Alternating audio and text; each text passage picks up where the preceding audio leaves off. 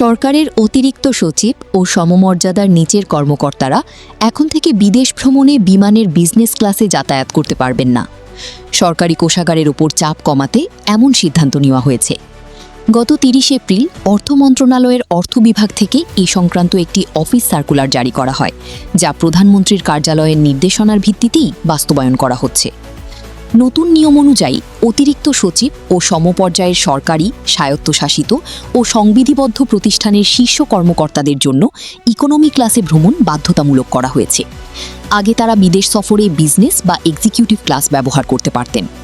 ইতোমধ্যে এই নির্দেশনা প্রধানমন্ত্রীর কার্যালয়, মন্ত্রিপরিষদ বিভাগ, বিভিন্ন মন্ত্রণালয়, বাংলাদেশ ব্যাংক ও মহা হিসাব নিরীক্ষকের কার্যালয়ে পাঠানো হয়েছে। তবে সচিব পদমর্যাদার কর্মকর্তাদের ক্ষেত্রে এখনও কোনো পরিবর্তন আনা হয়নি, ফলে তাদের জন্য আগের সুবিধা বহাল রয়েছে বলে ধারণা করা হচ্ছে। তথ্য অনুযায়ী দেশে প্রায় ৫০০ অতিরিক্ত সচিব রয়েছেন, আর সমমর্যাদার পদ মিলিয়ে সংখ্যা ৮০০ ছাড়িয়ে যায়। এত বিপুল সংখ্যক কর্মকর্তার জন্য বিজনেস ক্লাসের টিকিট বাবদ সরকারকে বড় অঙ্কের বৈদেশিক মুদ্রা ব্যয় করতে হতো। নতুন সিদ্ধান্তে সেই ব্যয় কমবে বলে আশা করা হচ্ছে। বিদেশ ভ্রমণের ভাতা ২০১২ সালের একটি নীতিমালার ভিত্তিতে নির্ধারিত হয়। দেশগুলোকে ৩টি গ্রুপে ভাগ করে ভাতা নির্ধারণ করা হয়েছে।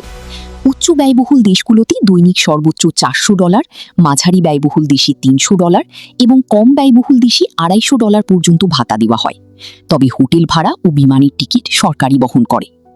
বর্তমান অর্থনৈতিক পরিস্থিতিতে ডলারের চাপ সামলাতে এবং অপ্রয়োজনীয় ব্যয় কমাতে এই সিদ্ধান্তকে গুরুত্বপূর্ণ পদক্ষেপ হিসেবে দেখা হচ্ছে।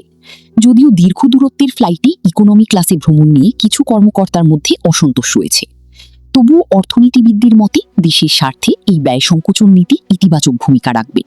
এখন দেখার বিষয় এই সিদ্ধান্ত প্রশাসনিক কার্যক্রমে কতটা প্রভাব ফেলে।